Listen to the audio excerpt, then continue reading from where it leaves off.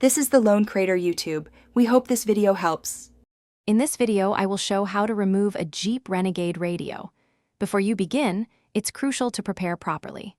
First, disconnect the negative battery terminal to ensure safety and prevent any electrical shorts. Next, gather your essential tools, such as a plastic trim removal tool and a Phillips head screwdriver. Finally, place a soft cloth over your console and dash to protect surfaces from scratches during the process. This preparation makes the entire removal much smoother. Now, let's move on to removing the dash panels. Begin by carefully prying off the trim pieces that surround your radio unit.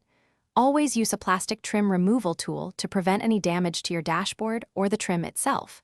Once the trim is off, use likely fine screws securing the main dash panel. Locate these and remove them, setting them aside in a safe place. This step reveals the radio's mounting points. With the dash panel removed, you can now access the radio unit itself. You'll see the mounting bolts or screws holding it securely in place. Carefully unscrew these and keep them organized. Once the fasteners are removed, gently pull the radio unit forward from the dashboard opening. This allows you to reach the rear of the unit where all the electrical connectors and antenna cables are attached.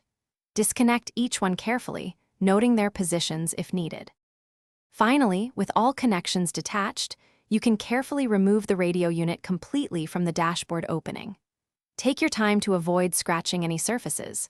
When you're ready to reinstall, simply reverse these steps, ensuring all electrical connectors and antenna cables are securely reattached before mounting the radio and replacing the dash panels. Remember, a clean car makes every drive better. Check the description for a link to Little Trees, Black Ice, and other great deals to keep your ride fresh. Thanks for watching. Consider subscribing if we helped you.